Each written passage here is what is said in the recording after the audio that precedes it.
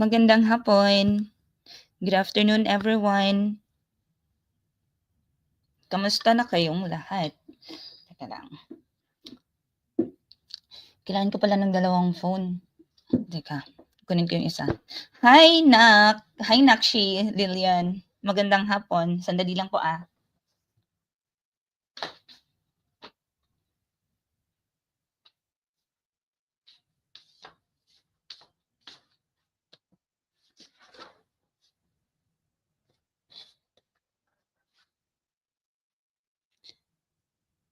Asan na si Sir Emil na hinahanap ako.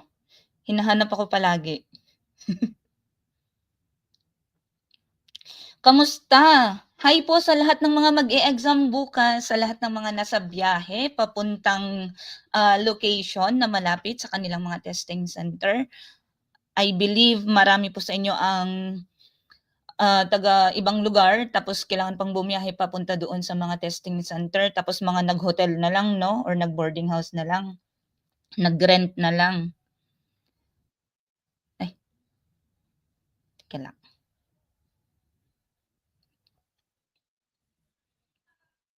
Magandang hapon, kamusta po? Mag-e-exam po ba yung mga nandito, mga nanonood ngayon, mag-e-exam po ba?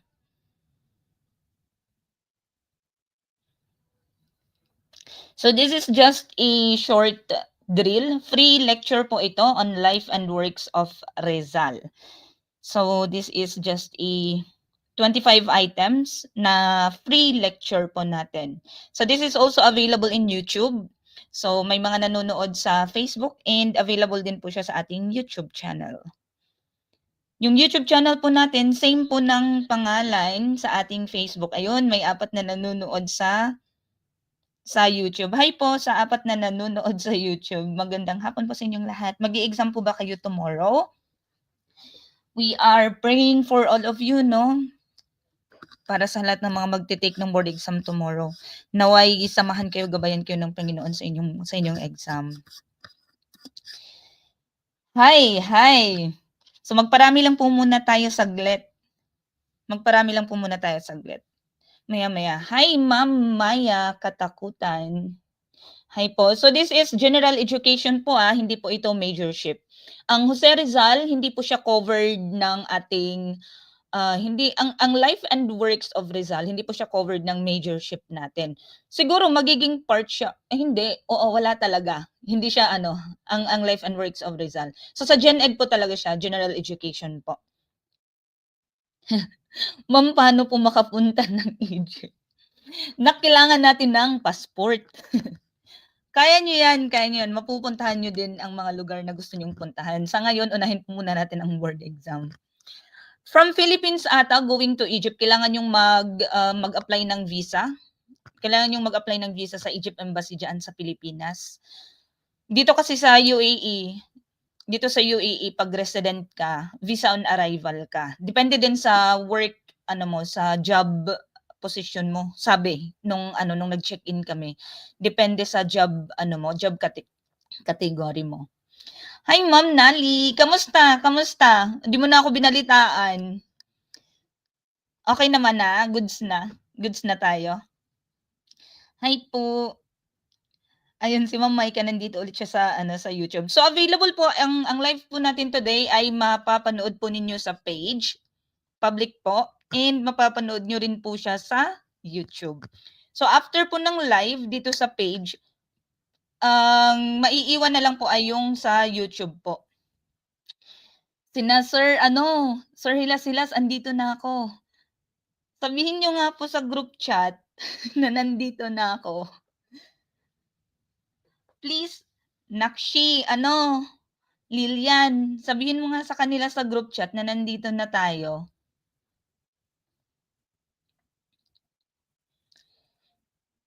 So sana ay nakapag-settle na kayo, no? Nakapag-settle na kayo sa mga, anong tawag dyan, mga transient na mga rerentahan nyo in preparation sa inyong board exam bukas. Sana din. Ayun, very good. Kasama na. Kabado 20 eh. Ayan, very good. Okay na, na-update na nila yung listahan nila.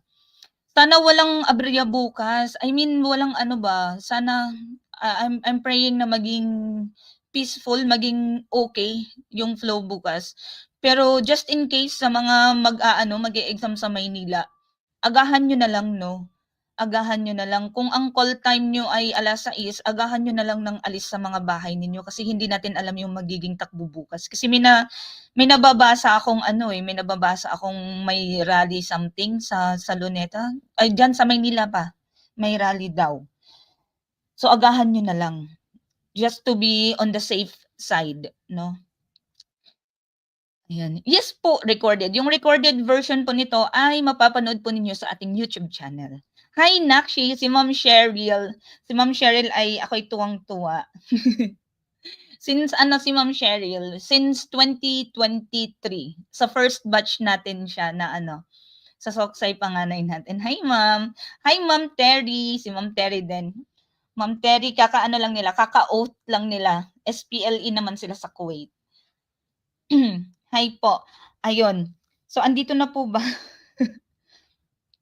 Nanonood habang nasa biyahe. Hi po, mag-ingat po kayo, manalangin po kayo lagi sa lahat ng gagawin niyo, mag-pray po kayo.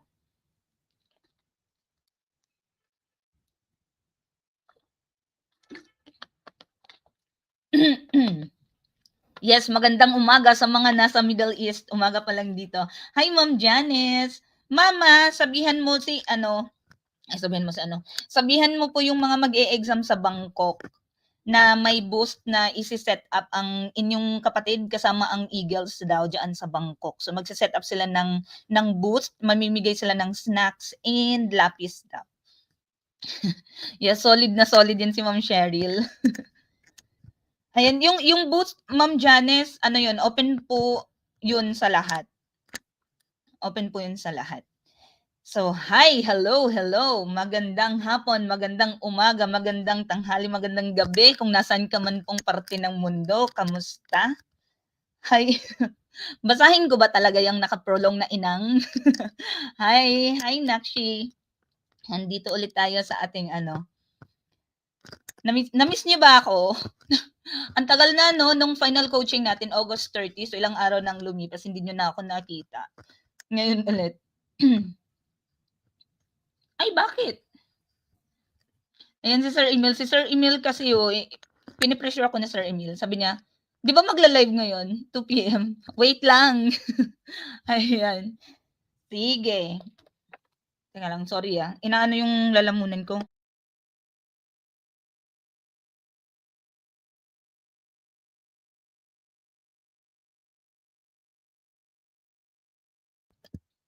Tapos naririnig nyo pala yung ubo ko, no? Prof. Ed. Uy, yung Prof. Ed, yung mga lectures ni na Ma'am Kim, ni na Ma'am Robbie, ni na Ma'am Joyce, sa Prof. Ed, yung sa free access natin, panoorin po ninyo yun kasi may mababaon po kayo doon. Pero ano na, magre-rest ba? Sabi, magre-rest na po kami, ma'am, kasi ilang buwan na ba kayong nagre-review? Since March, no? March, April, May, June, July, August. Nakapitong buwan na kayo. Alam namin, kayang-kaya nyo na ang board exam bukas.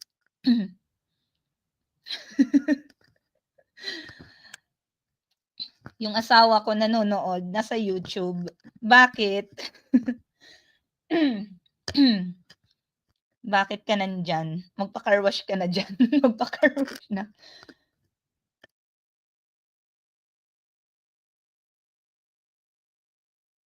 Okay, so mag-start na tayo. So mamayang 6:00 diyan sa Pilipinas, may send off prayer po tayo no sa ating private group. Tinry ko yung Teams kanina but hindi siya hindi ko alam paano siya gawin. Paano siyang i-connect ang Teams sa StreamYard tapos i-live sa Facebook. So hindi na natin gagawin ang Teams. So ganun pa din ang mangyayari. StreamYard pa rin po tayo. Hi Mom Joy, si Mommy Sampagita.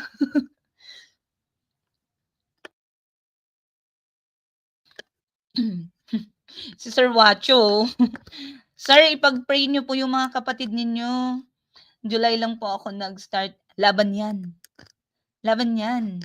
Kaya yan. For the top. Hi, Sir Darwin.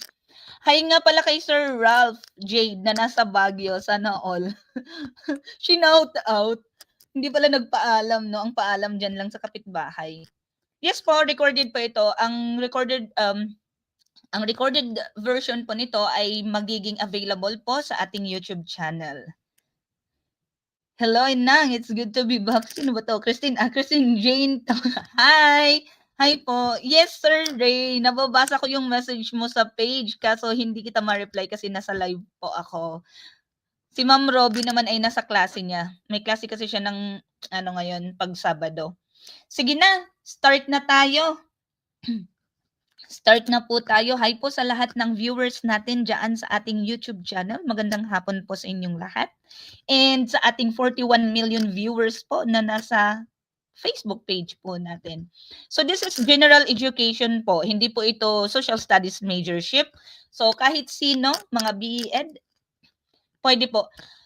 Ang Zoom kasi Ma'am Janice, wala akong paid account. Hanggang 100 lang daw ang makakasali. Kawawa naman yun, hindi makakasali. Kawawa naman. So, ganun na lang ang gawin natin. Hi, Ma'am Iya. Uy, mga kapatid nyo nandito. Na-miss ko kayong lahat. Na-miss ko kayong lahat. Na-miss ko kayong lahat. Actually, may sipangs ako palagi tuwing end ng season. Kaya tinatatagan ko na yung loob ko. Kasi, alam mo yun, yung nami-miss kong kausap kayo. So, itong batch na to, nami-miss ko na kayong paunti-unti. Pero kailangan ko kayong i-let go. Sabi ko nga, ano ba yan, tuwing season na lang, nalulungkot ako. Pero nalulungkot ako na natutuwa ako. Alam mo yung mixed emotion? Ito yung literal na mixed emotions. Ayan. So, laban. Laban tayo for tomorrow. Lalaban tayong lahat. Sasamahan namin kayo. I-back up namin kayo sa prayers namin. Yan yung mga kapatid nyo. Tingnan nyo. Andyan sila sa comment section.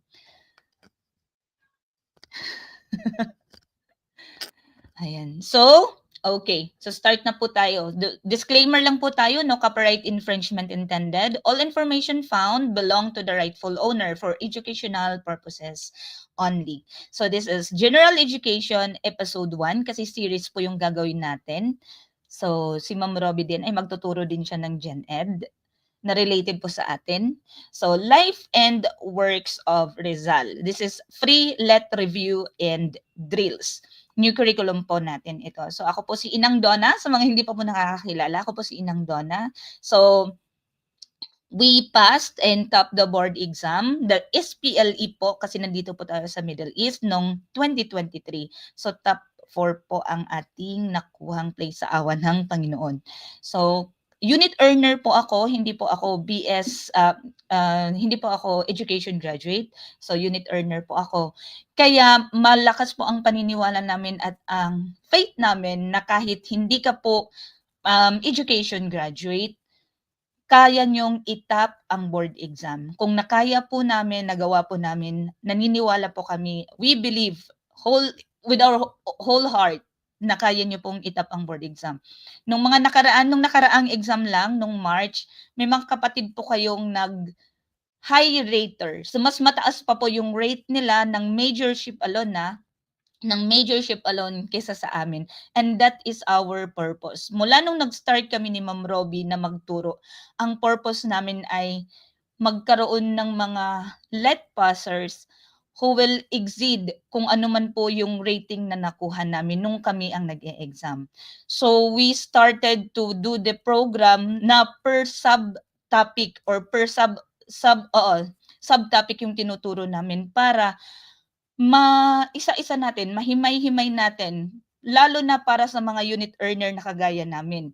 So maisa-isa natin lahat ng subtopic na cover yung majorship natin, economics, world history, Asian studies, governance, law and politics. Lahat po yan, isa-isa po namin ituturo ni Ma'am Robby para hindi po kabahan yung mga unit earner na kagaya namin sa actual board exam na, bakit hindi ko alam to? Kasi iba yung iba yung major ko nung graduate ako nung bachelor's ko. So, gusto naming matulungan lahat, BSED ka man or unit earner ka man, Sa mga BS Ed, alam namin na ituro 'to sa inyo nung undergrad ninyo, for refresh na lang. Pero sa mga unit earner, gusto naming maituro sa inyo isa-isa lahat ng subtopic na covered ng majorship namin para hindi kayo kabahan, marami kayong mababaon, marami kayong babaunin sa actual board exam.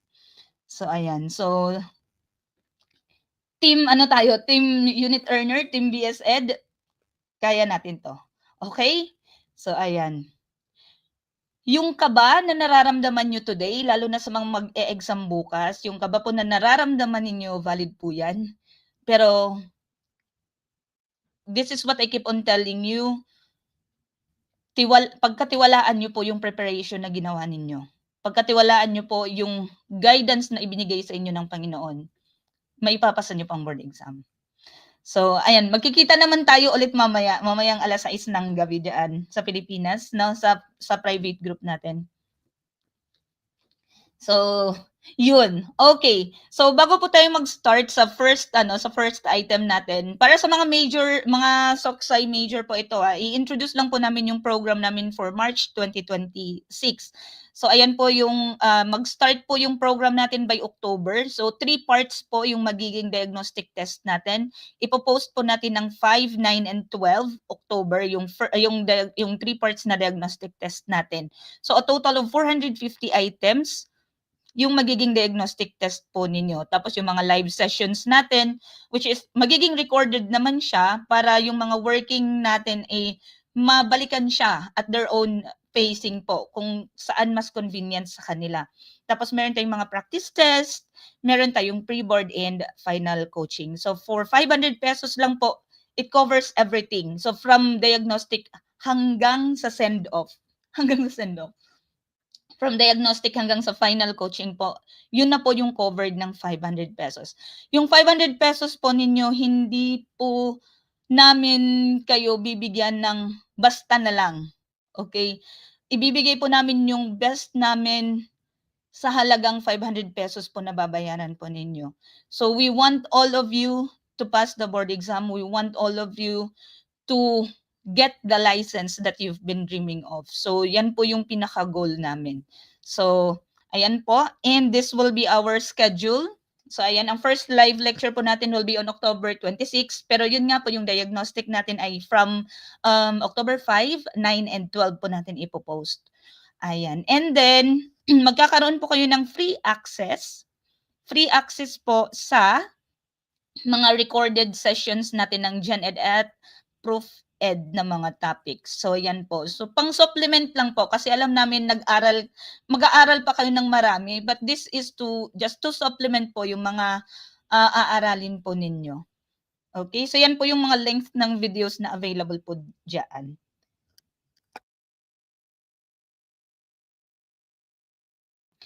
Okay, so ang mga reference po natin, may mga questions po tayong nakuha sa internet. Yung mga resibo po natin, yung mga link papunta doon sa kung saan natin nakuha yung mga attachments natin, yung mga resibo natin, nandyan po sa ating supporting na slides.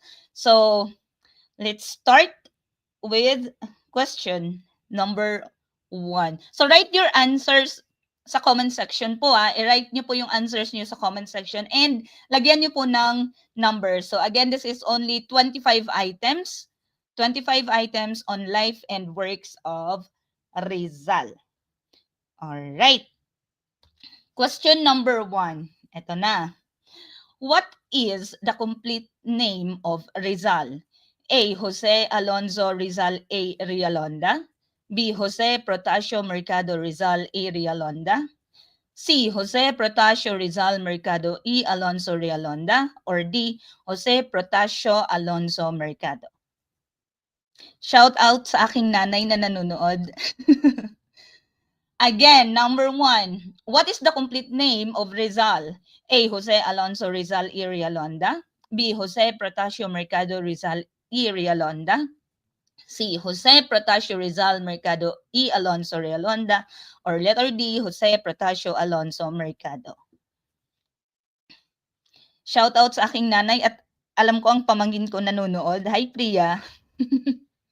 Hi po. Hi po sa lahat ng mga taga Surigao. Ayan. So, number 1, letter C, C, C, C, C. Okay? So, the complete name of Rizal. So, this is just a refresh po sa mga alam nyo na. So, the complete name of Rizal is Jose Protasio Rizal Mercado y Alonso Realonda. Question number 2.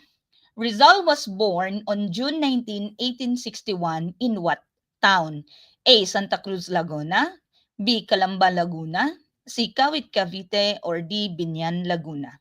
Again, Rizal was born on June 19, 1861 in what town? A. Santa Cruz, Laguna. B. Calamba, Laguna. C. Kawit, Cavite. Or D. Binyan, Laguna. Sige po. Number 2. Number 2, ayan. 2B, 2B. Ayan. Sige po. Late pa rin po ba yung aking mga comment? Yung aking comment section. Ang ano ngayon nga lang, late ang labas ng mga comment. O ayan, 'di ba? Ang dami nang nagsagot. Ayan. So letter B. So si Rizal, tandaan, si Rizal ay pinanganak noong June 19, 1861 sa lugar or in the town of Calamba, Laguna. Ayan. So Calamba, Laguna. Ang Binyan, Laguna naman, ito yung nag-aral siya doon, 'di ba? Nag-aral siya doon nung early years niya.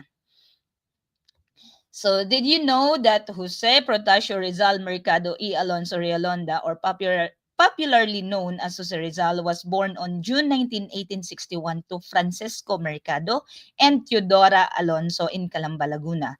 He was the author of the novels Noli Me Tangere and El Filibusterismo, and a number of poems and essays. So, this is from psa.gov.ph. Ayan. Okay. Next item. Ayan pala, sorry. So si Rizal ay bininyagan just 3 days after he was born. So 19, 20, 21, 22, June 2022, bininyagan po si Rizal sa Calamba. So ito po, in this very pabinyagan, dito daw po bininyagan si Dr. Jose Rizal. So ayan. Jose Rizal, 1861 to 1896. Si Jose Rizal ay bininyagan ni Padre Rufeno Collantes sa pabinyagang ito ng simbahan ng Calamba noong ika-22 ng Hunyo ng 1861 at naging inaama sa binyag si Padre Pedro Casañas. Ayan. So, dyan po ito sa ano nila. Yung simbahan na to ay katapat lang talaga or magkatabi lang ng bahay nila dyan sa Calamba, Laguna. Okay. Next item.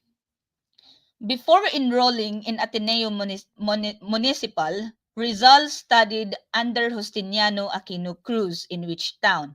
A. Binyan, B. Calamba, C. Santa Cruz, D. Santa Ana. Again, before enrolling in Ateneo Municipal, Rizal studied under Justiniano Aquino Cruz in which town? A. Binyan, B. Calamba, C. Santa Cruz, or D. Santa Ana. Sige, number 3. Number 3. Nag-warm up to sila para sa exam bukas. Number 3, letter A. Number 3, letter A. Hi, Sir Remy Chris. Itong sinakshi na to yung librong hinihingi ko sa iyo hinihingi. Ano 'yan? Okay, so letter A, letter A. So ang first teacher po ni Jose Rizal ay alam natin ang nanay niyang si Teodora Alonso. Tapos naging private tutor niya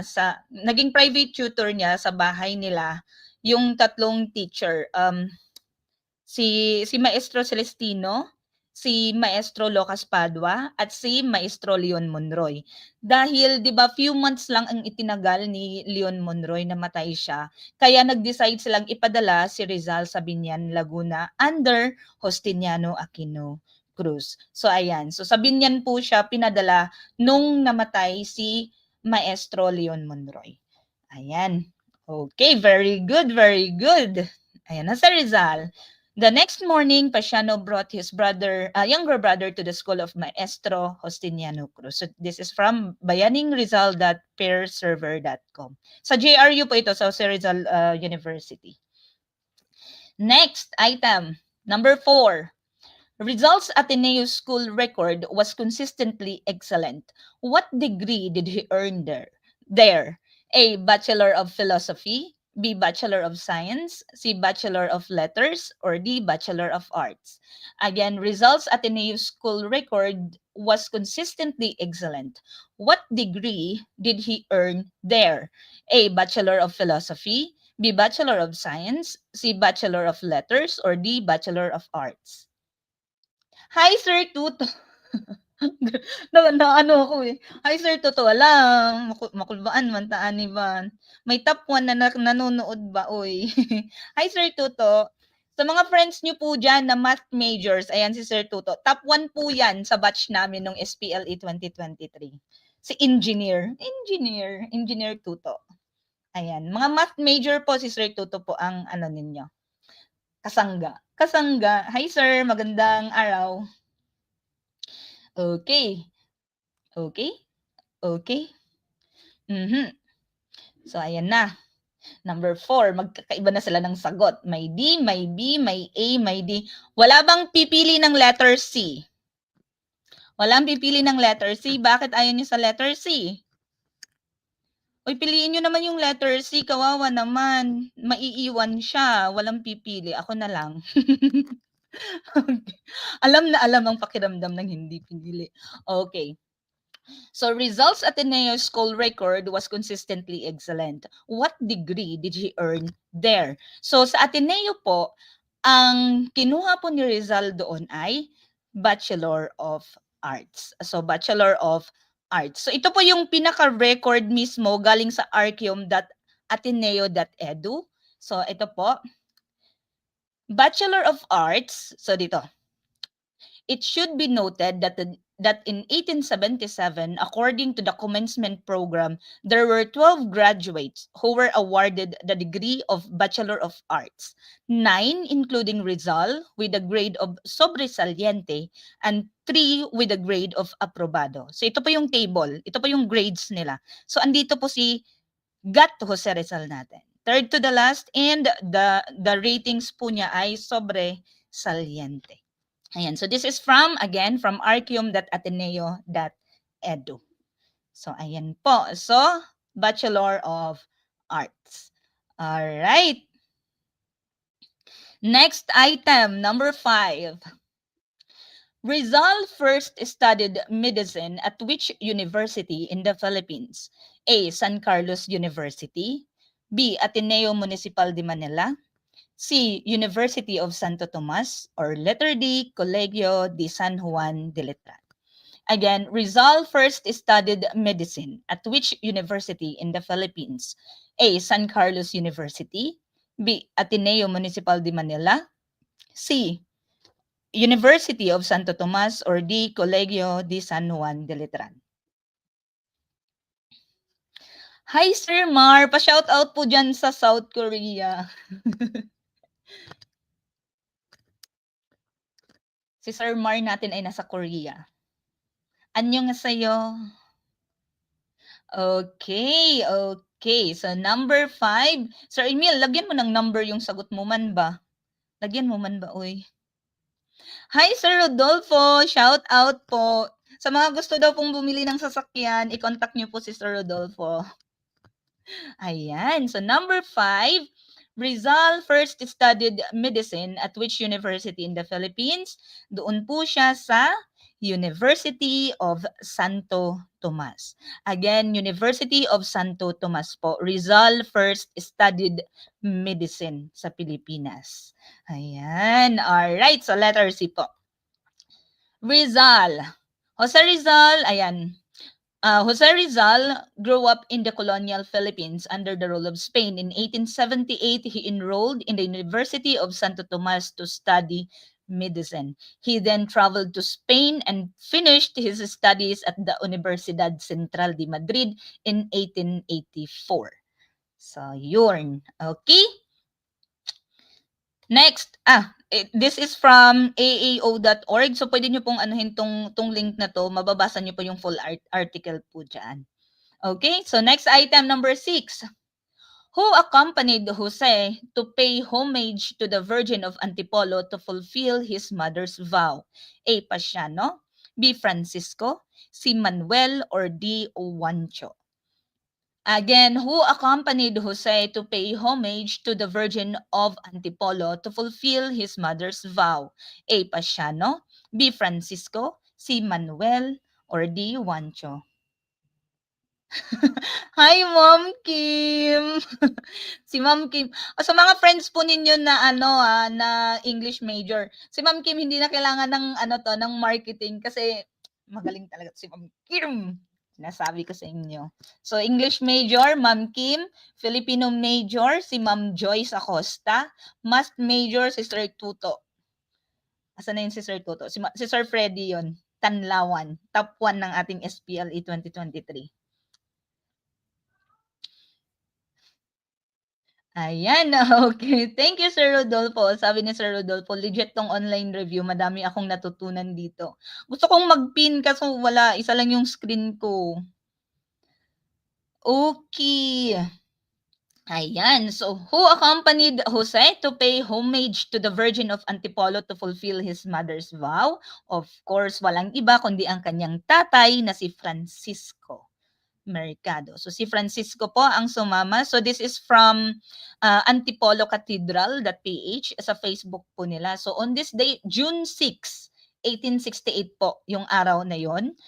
Pilgrimage of young Jose Rizal to Antipolo. So after the birth of his sister Trinidad, he went with his father Don Francisco to Manila on June 6, 1868 aboard a barge. They went to Antipolo to fulfill the vow made by his mother. Ang sweet talaga ni Ma'am Kim. Puso. So sa science major naman po, sa science major po sina Ma'am Reg tsaka si Ma'am Jonessa. TLE po si Sir John Dexter Subusa. Ayan. So nag-Gen Ed at Prof Ed din po si Ma'am Reg, tsaka si Sir Marvin Langgita. Oo. Hi po. Si Sir nakikita ko inaano niya kami sa TikTok eh. Hi Sir, Sir Marvin. Ayan. Okay, so yan po si Francisco po ang kasama. Ang dami kong advertisement, ang dami kong adlib. Okay, next item, number 7. The propaganda essay El Amor Patrio was published in Diaryong Tagalog under what pen name? A. Laong-Laan, B. Di Masalang, C. Taga-Ilog, or D. Pepe. Again, the propaganda essay El Amor Patrio was published in Diaryong Tagalog under what pen name? A. Laong-Laan, B. Di Masalang, C. Taga-Ilog, or D. Pepe. Bakit walang nagsasagot sa Bakit walang nagsasagot sa YouTube? Ma'am, silent viewer po kami. Ayan na naman sila sa silent viewer na yan. Sige. Number 7. Si Sir Darwin ay sumagot ng letter A. Si Sir Val, sumagot ng letter A. Sige, ano pa ang sagot ng iba? Bawal po mag-Google Oy, nakikita ko kayo, nag-Google kayo. Hindi, alam niyo po, pagka may mga drill kayong napapanood na ganito, may mga drill kayong napapanood na ganito, magsagot po kayo. So, kung mali man yung maibigay nyo na sagot, at least matututo po kayo. Unlike sa mangungopia lang po kayo ng sagot ng iba, hindi mariretain sa utak ninyo na, ay, mali pala yung sinagot ko doon. Pagka nagkamali ka kasi matututo ka, 'di ba? 'Di ba tama naman?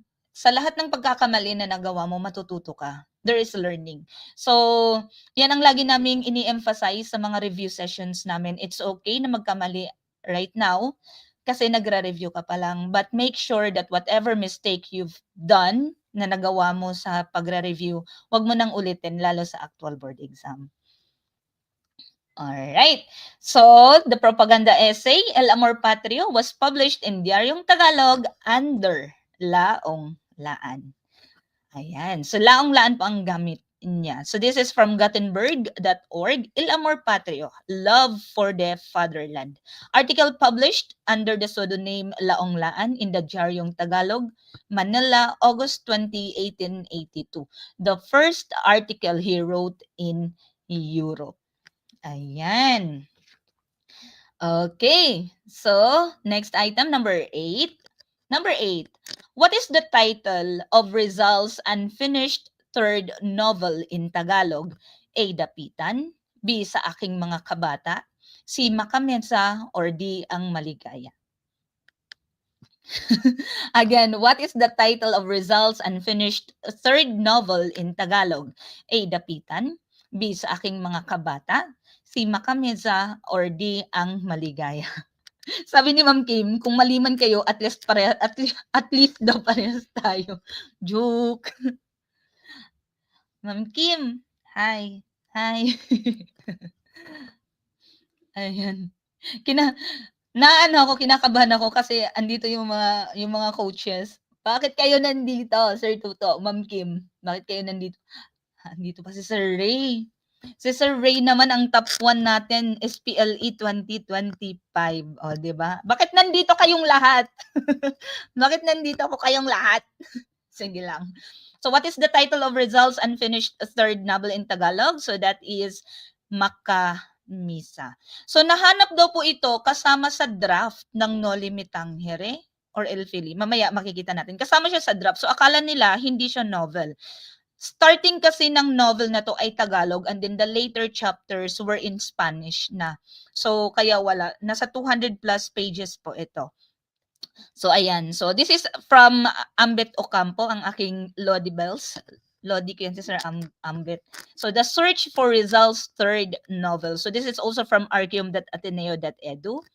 As evidenced by many unfinished drafts, Rizal planned a third novel and attempted to write it. In fact, in Hong Kong in 1892, Rizal began a sequel to El Filibusterismo. It is significant that he began in Tagalog with a chapter entitled Makamesa, After the Mass, but sometime later changed his mind and began anew in Spanish. He left two texts comprising an unfinished third novel. In 1987, while working in the National Library, this author happily stumbled on the Spanish draft of Makamesa within a 245-page previously unpublished manuscript that had been mislabeled Borrador del Noli Me Tangere or Noli Me Tangere draft. So yan, nakasama po siya doon. Hi, Ma'am Mitch! Ayan. Alright, next item. Number 9. Immediately below are 4 statements about the Philippines during Rizal's time. Which statement is false? A. The big plantation were owned by religious organizations. B. The justice system served the interest of the Spanish colonial government. C. The Philippines was represented in the Spanish Cortes. Or letter D. The system of government was phylocracy. Again, immediately below are 4 statements about the Philippines during Rizal's time. Which statement is false? A. The big plantation were owned by religious organizations. B. The justice system served the interest of the Spanish colonial government. C. The Philippines was represented in the Spanish Cortes. Or D. The system of government was called phylocracy.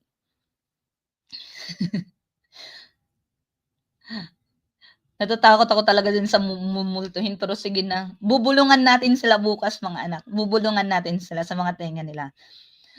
Pag nag-exam kayo bukas, tapos may sinagot kayo, bubulong. Sabi nung nag-exam nung nakaraan, Ma'am, alam mo ba, nung nag-e-exam ako, tapos magsasagot ako, naririnig ko boses mo, sasabihin mo, sigurado ka na ba dyan?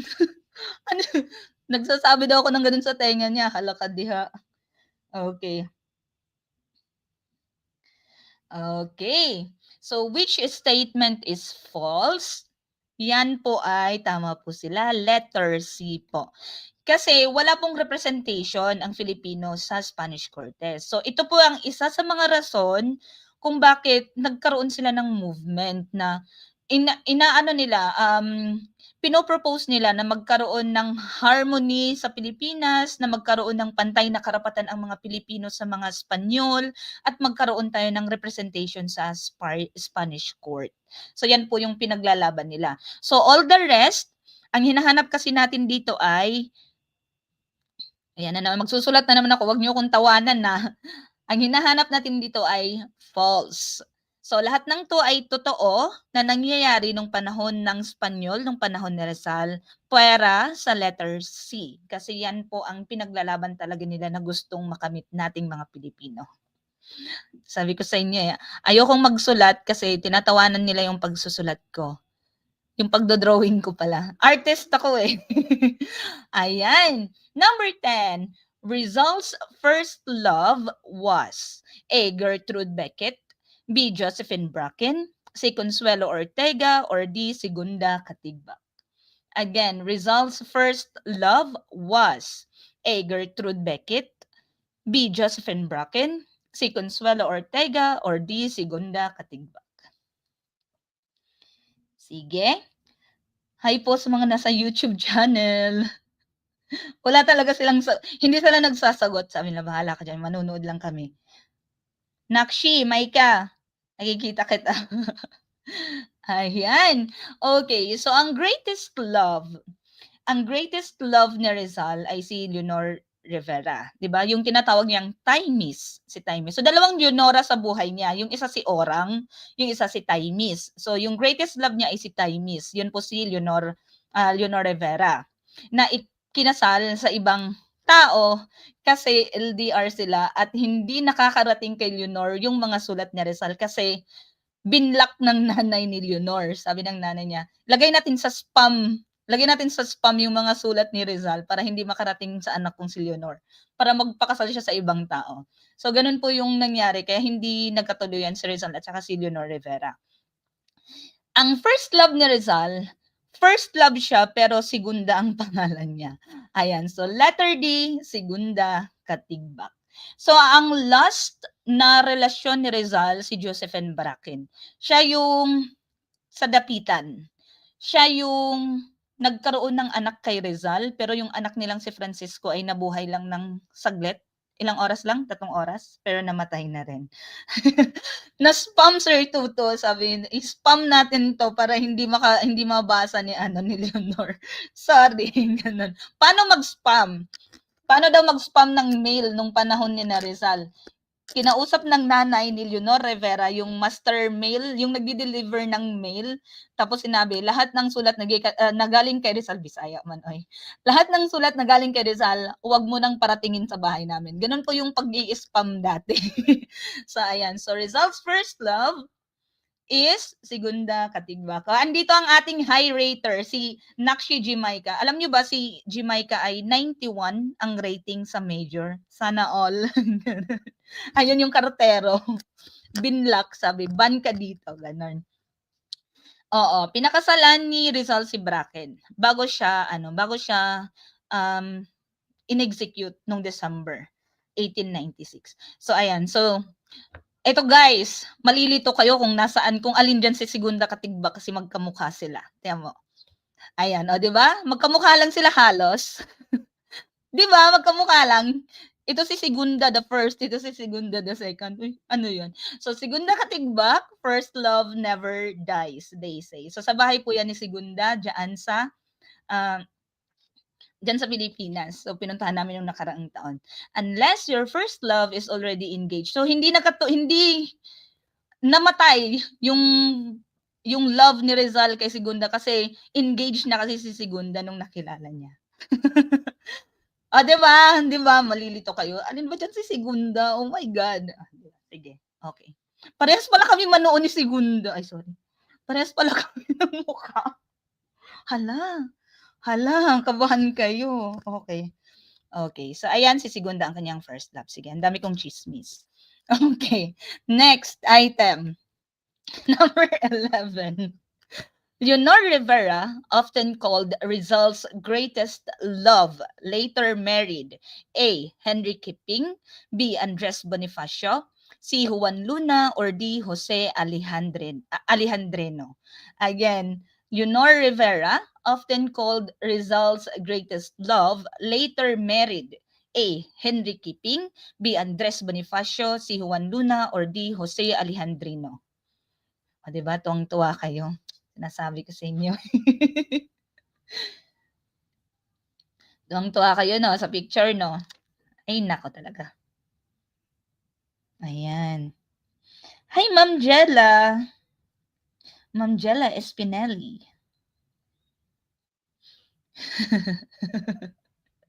Ay tayo mga chismoso.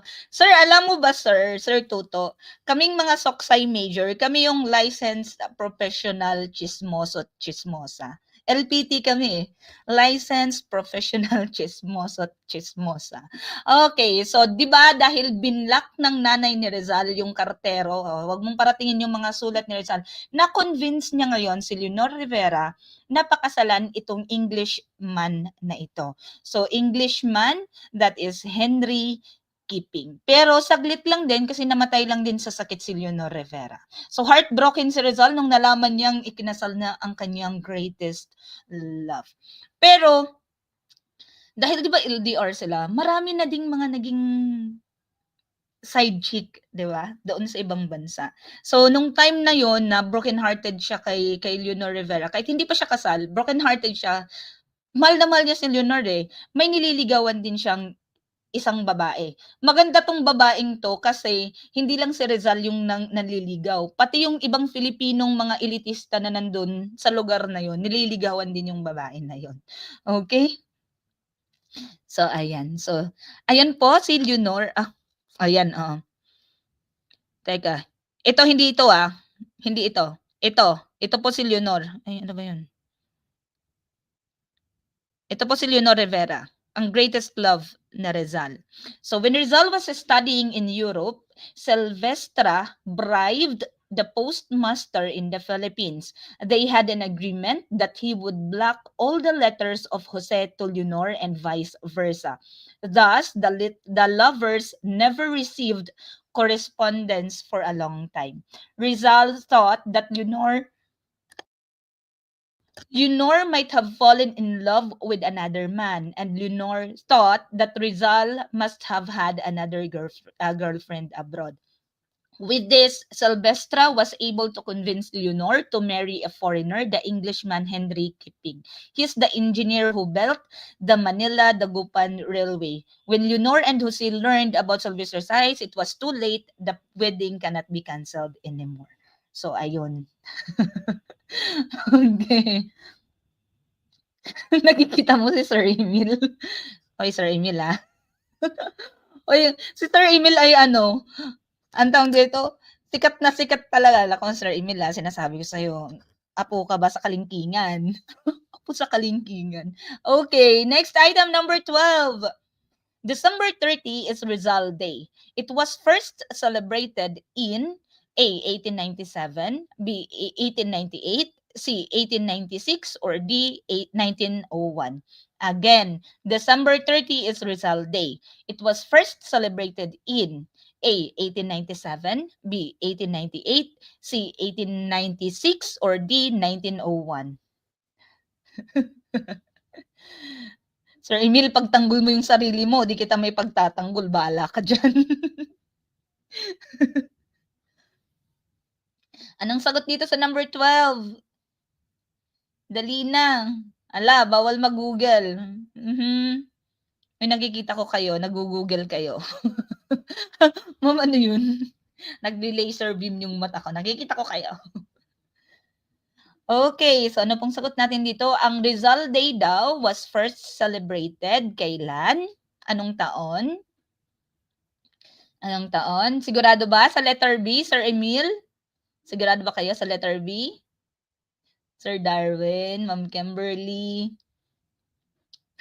May question mark. Sige na nga. Sige na nga. So na-execute si Rizal December 30, 1896. It was first celebrated as Rizal Day noong December 30, 1898. December 30, 1898 po siya first celebrated.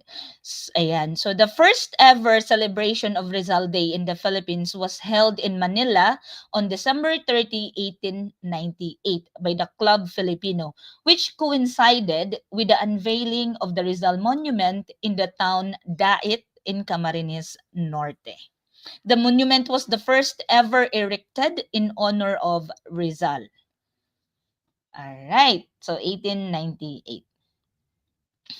Okay.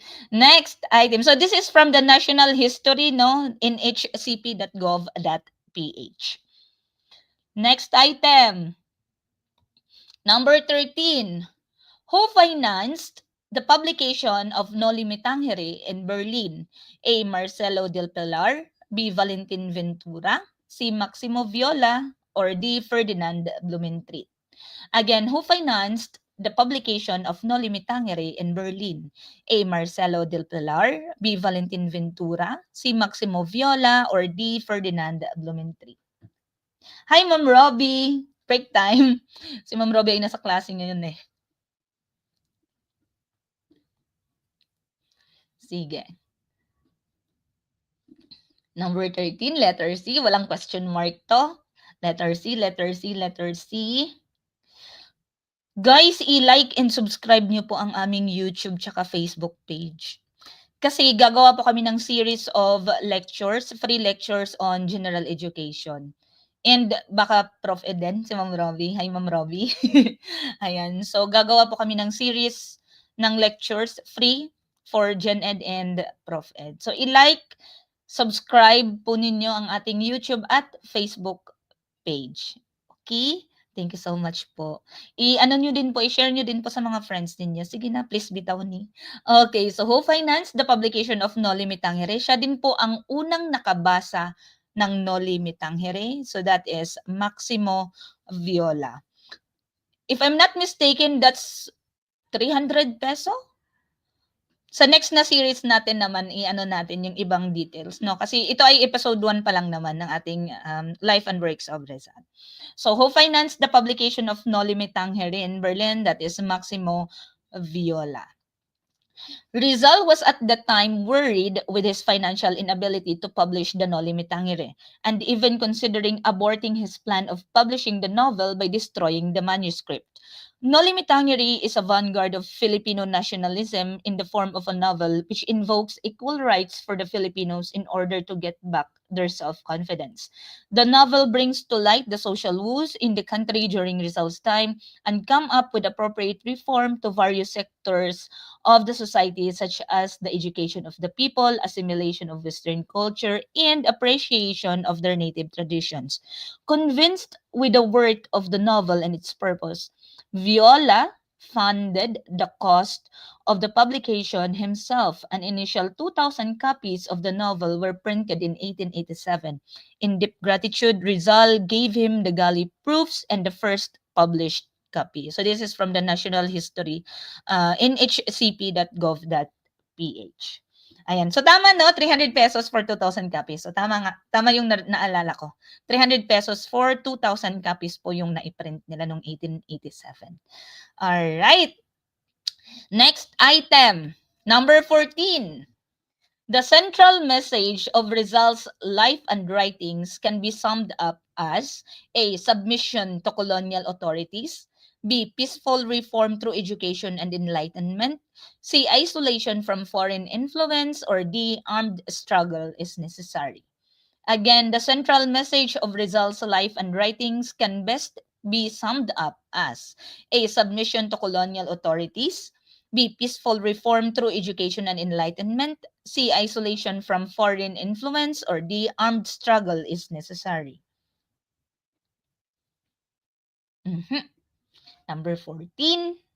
Hi, Sir Marco. Yes, Sir Omar. Live po ako. Nasa page po. Naka-public live po ako, Sir Omar. May nag-PM sa akin. Nakita ko sa notif. Punta lang po kayo sa page po natin. Naka-public live po tayo. Page and YouTube po. Okay. So the central message of Rizal's life and writings can be best summed up as peaceful reform through education and enlightenment. Kasi 'di ba gusto niyang i-educate ang mga tao at ma-enlighten ang mga tao. Ayan. So peaceful yung ano niya, peaceful reform yung kanya. Yung armed struggle, yun naman yung kay Andres Bonifacio. Okay. Next item, number 15. Republic Act number 1425 or the Rizal Law was primarily enacted to A. Make Rizal the official national hero. B. Require the teaching of Rizal's life, works, and writings in schools. C. Promote tourism to Rizal's birthplace. Or D. Regulate the printing of Rizal's novels. Again, Republic Act number 1425 or the Rizal Law was primarily enacted to A. Make Rizal the official national hero. B. Require the teaching of Rizal's life, works, and writings in schools. C. Promote tourism to Rizal's birthplace. Or D. Regulate the printing of Rizal's novel.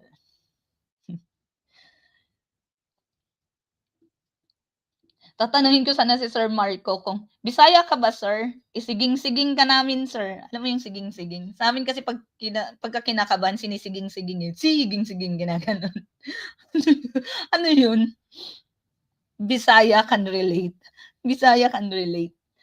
Okay, so RA 1425 or known as the Rizal Law was primarily enacted to require the teaching of Rizal's life, works, and writings in schools. So both public and private schools minamanduhan na ituro yung life, works, and writings of Rizal. Specifically yung Noli Me Tangere at Il Filibusterismo. Ayan. So this is the RA from the Supreme Court e-library. RA 1425. So this was enacted noong June 12, 1956. An act to include in the curricula of all public and private schools, colleges, and universities courses on the life, works, and writings of Jose Rizal, particularly his novels Noli Me Tangere and Il Filibusterismo, authorizing the printing and distribution thereof and for other purposes. Saging. Ikaw, Sir Marco, ikaw yung mother mo taga ano, 'di ba? Taga Tubahon. Ikaw ba yun, sir? Okay. Next, number 16.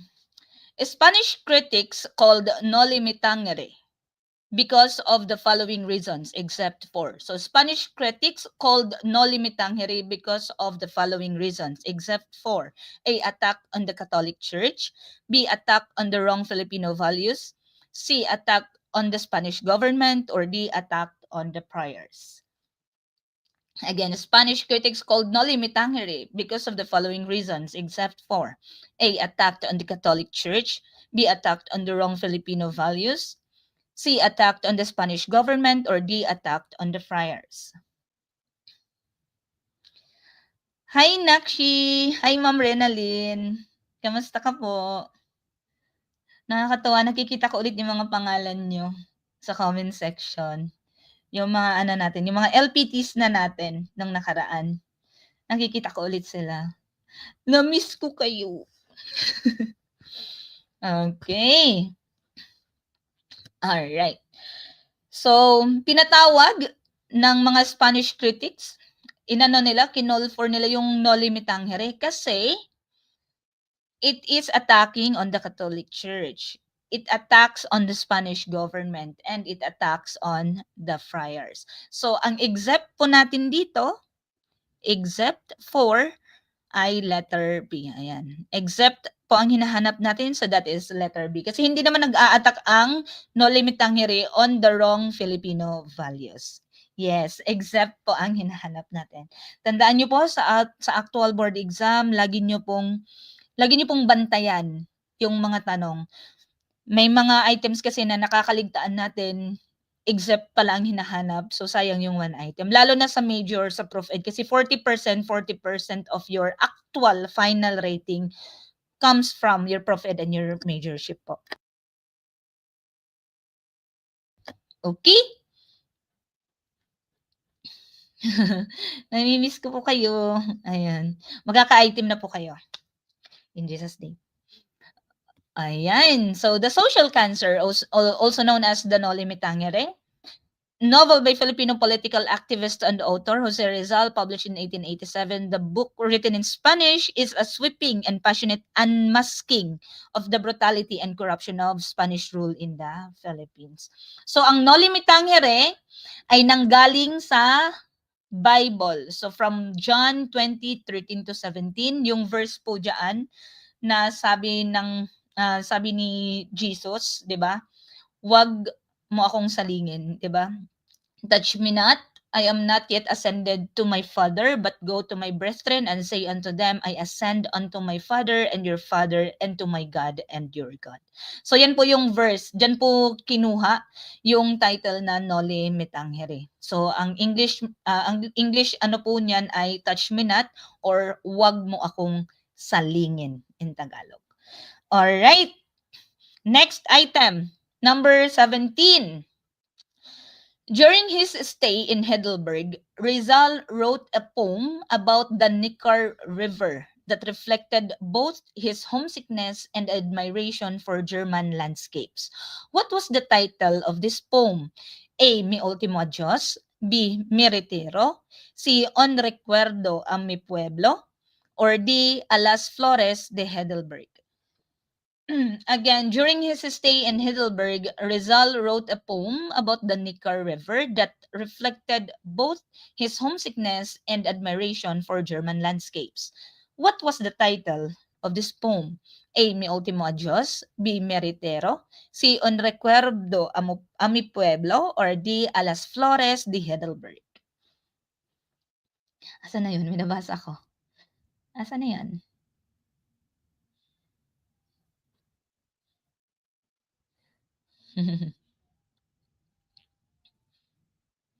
Okay, so number 17, malapit na po tayong matapos. Ang bilis lang pala ng 25 items. Okay, so during his stay in Heidelberg, sumulat po siya ng poem about the Neckar River. So nasa ano po 'yan? Nasa linya po 'yan ng poem niya, yung Neckar River, and yung ano niya, that reflects both his homesickness and admiration for German landscape. So the title is Alas Flores de Heidelberg, or the flowers of Heidelberg. Alas Flores de Heidelberg. So, ayan po. This is from Gutenberg.org. Alas Flores de Heidelberg, or To the Flowers of Heidelberg. Poem dated Heidelberg, April 22, 1886. Signed Laong Laan. First published in La Solidaridad. Okay. Next item. Number 18. What does the term putong mean in Rizal's annotation of Antonio de Morga's work? A. It is a long embroidered sari worn from the waist to the ankle.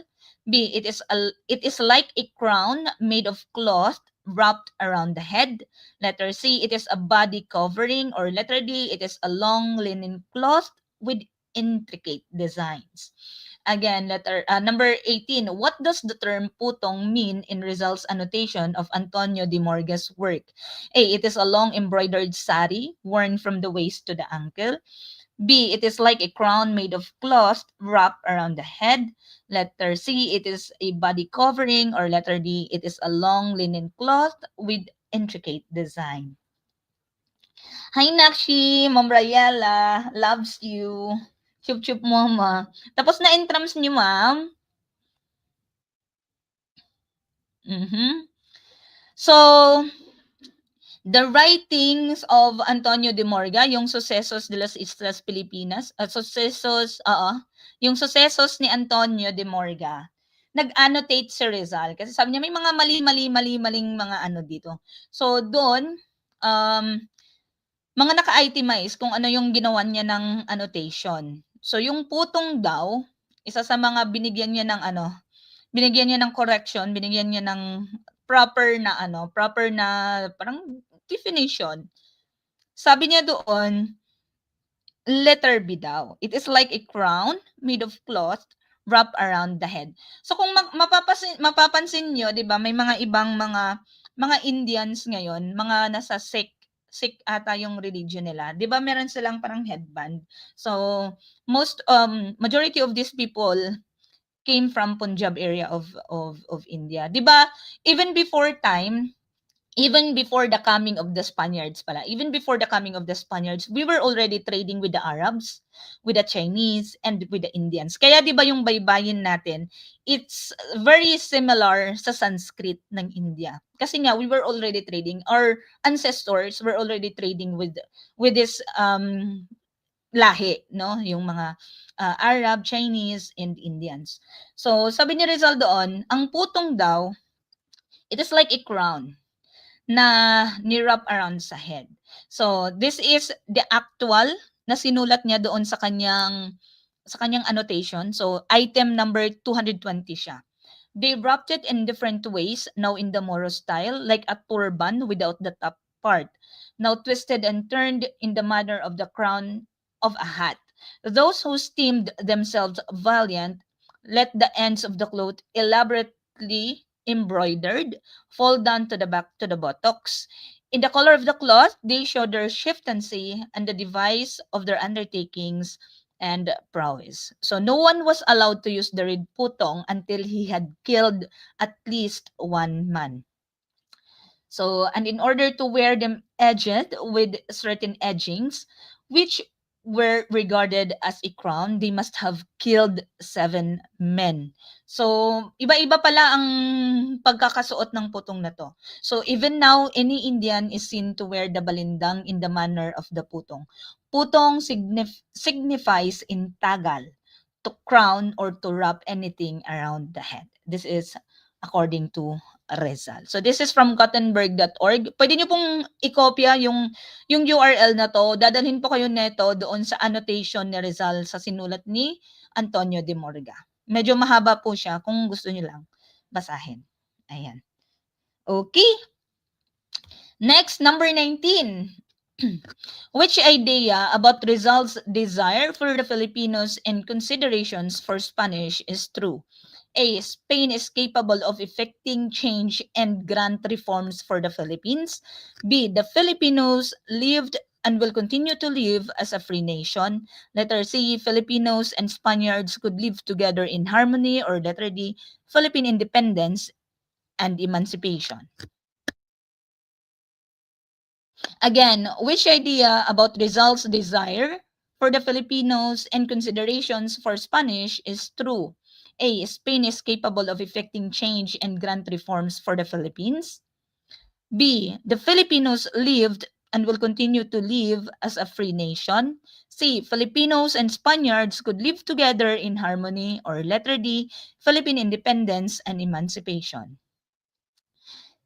Sir Omar, nasa public live po tayo. Wala po tayo sa private group.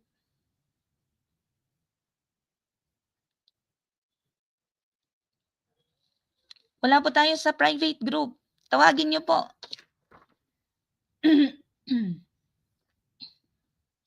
Sige. Ano bang sagot natin dito? Kanya-kanya na lang po muna tayo.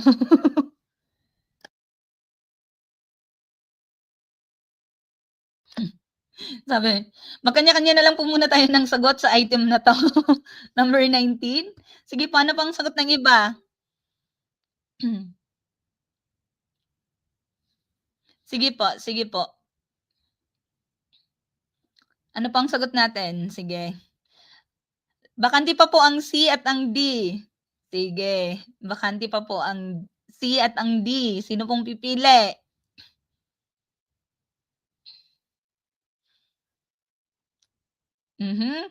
Ayaw nyo? Okay, sige.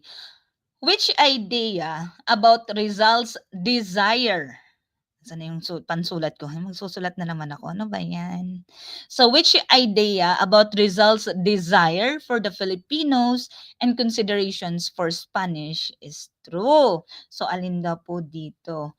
So, our answer here, my answer here is Filipinos and Spaniards could live together in harmony. Kasi 'di ba, ang gusto lang naman ni Rizal ay magkaroon tayo ng pantay-pantay na karapatan. So we can live harmoniously together in one place, in the Philippines. So while they continue to stay sa bansa natin, pag binigyan nila tayo ng pantay na karapatan, kung ano man yung mga karapatang tinatamasa po nila, yung mga rights, freedom na tinatamasa ng mga Espanyol, gusto po ni Rizal, dinidesire po ni Rizal na tayo rin ay magkaroon ng ganyan. So, ang idea po niya ay Filipinos and Spaniards could live together in harmony. So, yung walang ano ba, walang conflict.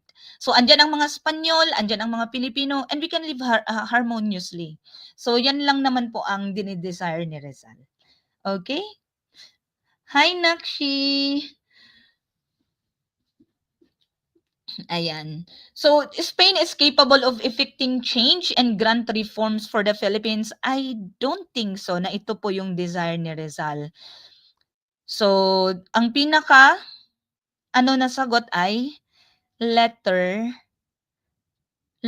C. 'Di ba? Kasi yun lang naman yung gusto niya eh. Magkaroon tayo ng mga karapatan and then it's okay. They can live with us. Like, pwede silang mamuhay na kasama tayo. 'Di ba?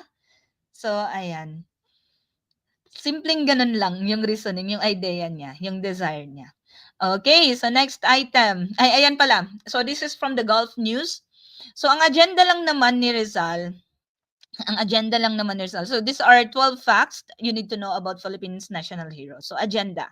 Rizal's political reform program included integration of the Philippines as a province of Spain, representation in the Cortes, or the Spanish Parliament, the replacement of Spanish friars by Filipino priests, and freedom of assembly and expression and equality of Filipinos and Spaniards before the law. So pagka ito kasi napagbigyan, ibig sabihin, we can live harmoniously sa Pilipinas. Andyan man yung Spanyol o, 'di ba? Kahit nandyan sila sa bansa natin, we can live harmoniously.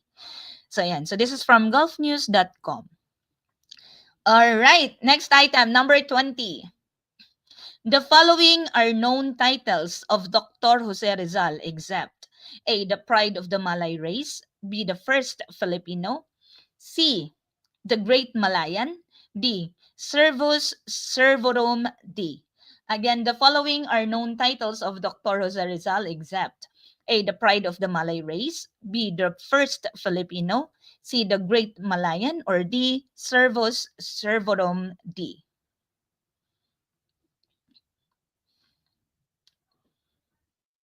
Hi po sa mga nasa YouTube channel.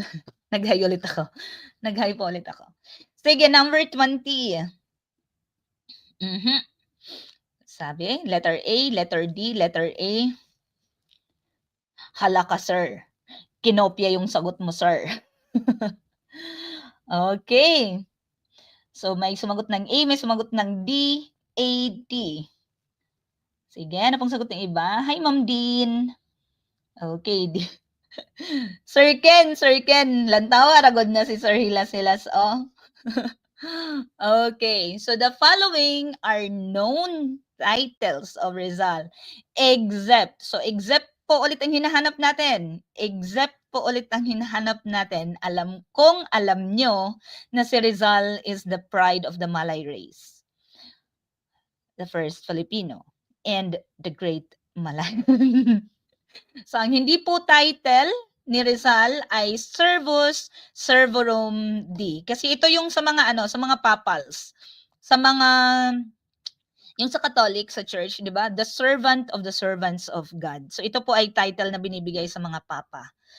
So these three, the pride of the Malay race, the first Filipino, and the Great Malayan, these are known titles by of Dr. Jose Rizal. Ano po ba to? Actually, these are titles of biographies of Rizal na sinulat po, no? So, the pride of the Malay race, ito po ay sinulat ni Dr. Rafael Palma. Ayan.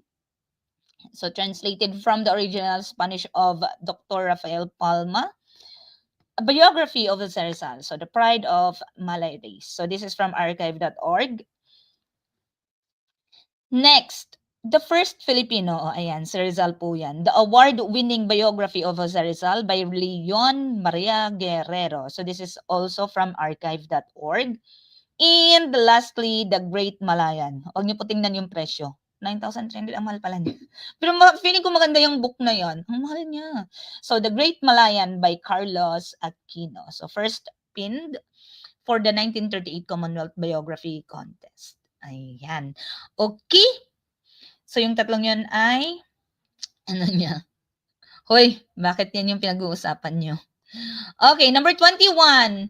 Who was the Governor General who sent Rizal a letter requesting that he come to Malacanang Palace a few weeks after his arrival in the country in 1887? A. Emilio Tirero, B. Rafael Izquierdo, C. Ramon Blanco, or D. Carlos Maria de la Torre?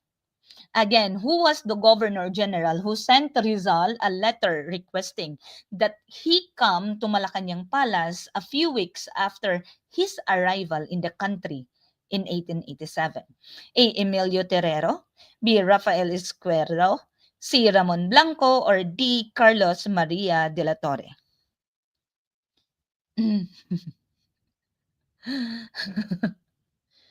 Nagbibenta ako dito. Kaya pa ba?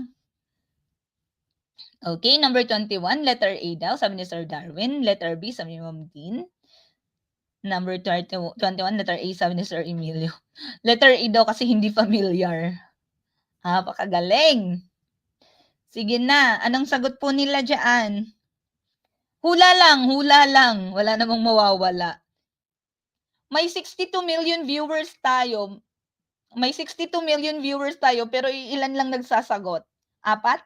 5? Hoy, bakit? Si Sir Emilio daw yan. Bakit? Okay. So, si Carlos Maria de la Torre, dito tayo mag-start. Si Carlos Maria de la Torre, siya yung most favored. Di ba? Siya yung liberal na Governor General ng Pilipinas. Most loved, most favored na Governor General. Ito yung time ng Gamborza, di ba? Kaso, pinalitan siya ni Rafael Izquierdo. So si Rafael Izquierdo ngayon, siya yung nag-ano ng execution ng Gamborza. And si Governor General Ramon Blanco naman, siya po yung mabait siya na Governor General. Sinabi niya nga, hindi dadanak ang dugo or hindi mamamantsahan ng dugo ng bayani ang kanyang kamay. Kaso nga lang, pinalitan po siya. So, pinalitan po siya ni Polavieja, kaya po si Rizal ay na-execute. So si Polavieja ay naging Governor General ng Pilipinas from December 1896 hanggang April 1897. Tingnan mo, short time lang siya. Siya yung Governor General na nanggaling sa Cuba. So parang ano talaga siya, yung pinaka kamay na bakal talaga daw siya kahit nung nasa Cuba siya. So kung hindi niya pinalitan si Governor General Ramon Blanco, malamang sa malamang hindi natin pag-aaralan ang life and works of Rizal. So, ayan. So, that is Ramon Blanco. Si Ramon Blanco din yung pumayag na pumunta si Rizal doon sa may epidemic na country nung galing siya sa Dapitan, 'di ba? Tapos nag-request siya na pwedeng maging doktor siya doon. Pero naharang, hindi na siya pinatuloy. While on the way siya papunta doon, hinarang, hindi na siya nakadiretso at kinulong na siya. And then in-execute na siya. So, ayan. But noong 1887, upon the arrival of Jose Rizal, few days upon the arrival of Rizal, dahil masyadong matunog na yung mga nobela na ginawa niya, pinatawag po siya sa Malacanang. Ang Governor General that time was Emilio Terrero. So that is Emilio Terrero po. 1887, pinatawag si Jose Rizal sa Malacanang. Ayan. So this is from the Knights of Rizal. August 8, 1887, he returned to Calamba. His family welcomed him with tears of joy, but they were also very worried about his safety. Pasiano didn't leave him out of his sight the first days after his arrival home. In Calamba, Dr. Rizal established a clinic. While Rizal was living peacefully in Calamba, a storm raged over the Noli. A few weeks later, Dr. Rizal received a letter from the Governor General Emilio Terrero requesting him to come to Malacanang Palace. So, pumunta po si Rizal. Ayan. Okay. So, may nabasa pa ako. Si Ramon Blanco, di ba mabait siya? Nung in-execute si Jose Rizal, yung sash niya, di ba yung mga Governor General, may mga sash sila. Yung sash and sword daw na Rizal, inalay niya sa pamilya ni Rizal. Kasi ano siya, masama sa loob niya, masakit sa kalooban niya na nangyari yung execution na yun. Ayun. Sino ba 'yun? Si ano din 'yun, si Sir Ambit Ocampo din 'yun, yung nag-ano nun, nabasa ko 'yun dati. Alright. Next, number 22.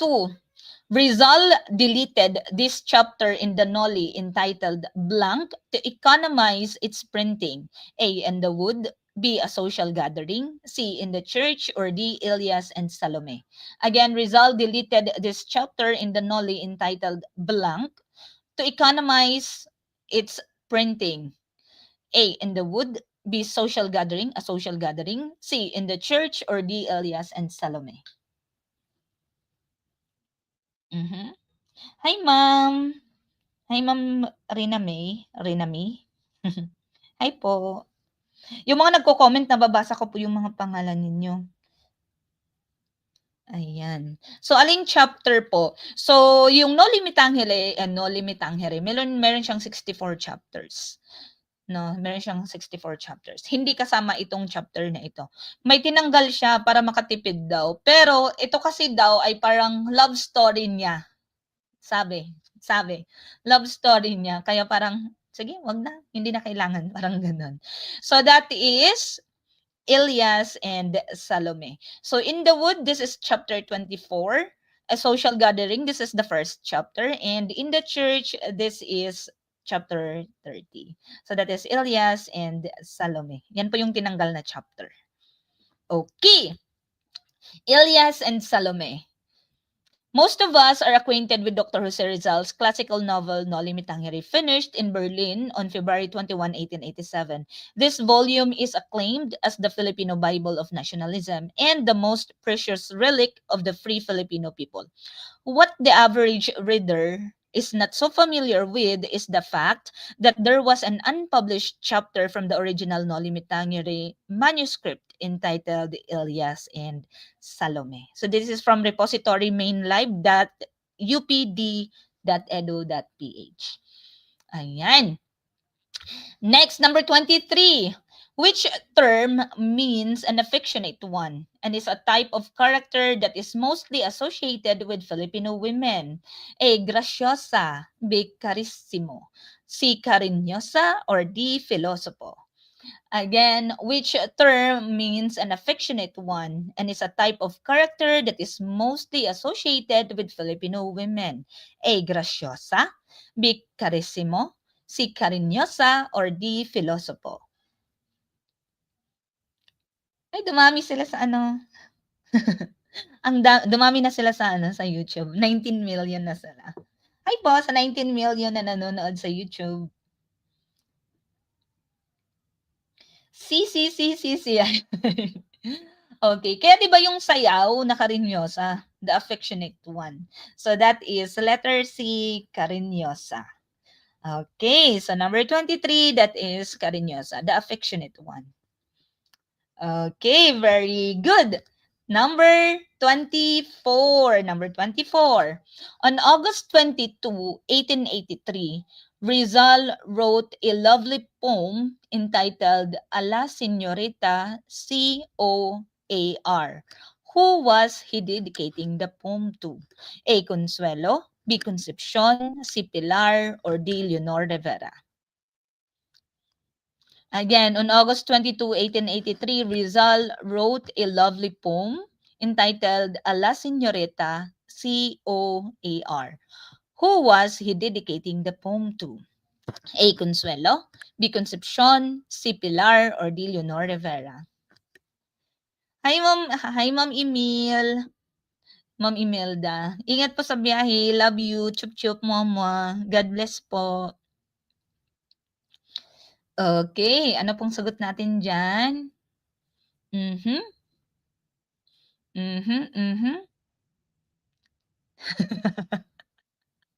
Andun daw yung initials ng name. 'Di ba? Nasa STEM na nga, 'di ba? Okay. So, yung tula na ito ay para kay Consuelo Ortega. So, si Consuelo Ortega, ito yung kinikwento ko kanina na nililigawan niya nung heartbroken siya kay Leonor Rivera. Pero sabi ni Consuelo, hindi ko maibibigay sa'yo pabalik yung pagmamahal na hinihingi mo. So, friends na lang tayo. So, na friend zone siya.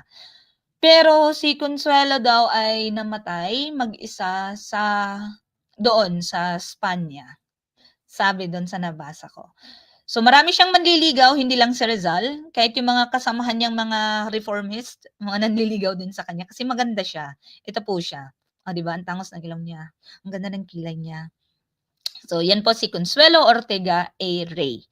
So in this poem of love, Jose Rizal tries to express his feelings to Miss Consuelo Ortega Rey or COYR through a dark and depressing tone and imagery, perhaps to bemoan a love that is not meant to be. Ay, grabe, no? Not meant to be. Ito yung, hindi din Totga, kasi Totga niya ata si Leonor Rivera eh. Okay. So, ito po yung tula. And for our last item na po tayo, number 25. So before po tayo mag-last item, maraming salamat po sa pagsama ninyo sa ating short free live po on life and works of Rizal. So sa mga social studies major po dyan na nanonood, our program for March 2026 is already open. We are already accepting registration po. So pwede nyo na po kaming i-PM. So ayan. Thank you so much po. Item number 25. Which of the below known writings is not written by Jose Rizal? A. The Philippines a Century Hence. B. On the Indolence of the Filipinos. C. Annotations of Sucesos de las Islas Filipinas. Or D. Hermano Mayores. Again, which of the below known writings is not written by Jose Rizal? A. The Philippines a Century Hence. B. On the Indolence of the Filipinos. C. Annotation of Sucesos de las Islas Filipinas. Or D. Hermano Mayores. Sa group chat, ano ba yun? Sa private group po natin, 6:00 po tayo mamaya Sa mga bakante lang. Yung iba kasi alam ko nasa biyahe. So, okay lang. 6:00 po. Okay, ayan. Okay. So, hindi po tayo magkakamali. Last item na po ito. Magpapahinga na po ang lahat. Okay. So, again, yung mga mag-e-exam po sa Maynila, may mga naririnig-rinig tayong mga rally, no? So, agahan nyo na lang po. Agahan nyo na lang po ng punta. So, the following writings were written by Jose Rizal except for Hermano Mayores. So, ang counterpart, ang Spanish title po ng The Philippines a Century Hence, ito po yung Filipinas dentro de 100 años. Años ito. Anong años? Años. N. Ayan. Yung mga baon ninyo, yung mga papel ninyo, huwag niyong kalimutang ihanda na. Okay? Dapat wala kayong makalimutan. Envelope ninyo, lahat, NOA, resibo, ballpen, picture. Picture? Kailangan ba ng picture? Hindi ko alam. Magdala lang kayo ng picture. Hindi ko sure. Ayan. So, kayo, no? Bitbitin nyo na. Bitbitin nyo na lahat. Kasi mahirap nang magkahirapan. So, this will be your last board exam. Wala nang magre-retake. Lahat po tayo ay papasa. God willing. Okay, hingin po natin sa Panginoon. Hingin po natin sa Panginoon. Yung mga prayers ng mga puso natin. Okay? So, September 2025, group members, magkita-kita po tayo mamayang 6:00 ng gabi. Yung resibo po nyo, I think kailangan po yun eh. Yung EOR, i-print nyo po yun. Nasa ano ba yun? Tingnan nyo po hanapin ko nga mamaya yung ng PRC, yung guidelines nila kung ano yung mga dadalhin. Okay? Alright. LPT Cutie, LPT Top Notcher. Ayan, 2025. One take, no retake. Ayan, okay? Unit earner ka man or BS Ed ka man, major in Soksay graduate, kaya natin to. Ilalaban natin to. Itatawid tayo ng Panginoon. Okay? See you soon. See you later pala. See you later. Thank you so much po for joining us sa lecture natin today and see you in our future free lectures po. Okay? So, ipag-invite niyo po kami ang ating page at ang ating YouTube channel. So, para sa mga kapatid natin na hindi major, kasi magsi-series po tayo ng Gen Ed and I think Prof. Ed si Ma'am Robbie. Thank you so much, everyone! Hindi na daw need ang resibo, sabi ni Ma'am Christina. Sige, hindi na daw need ang resibo. Ayun naman. Sige, thank you so much again. Bye-bye and see you later. Thank you so much. Bye, guys. Oo, Noah lang daw. Noah lang daw po. Good luck and God bless. Mga kapatid nyo, ipag-pray din po kayo. Di ba mga anak? Mababait yung mga kapatid ninyo. Sige po. Bye-bye po. Bye-bye po.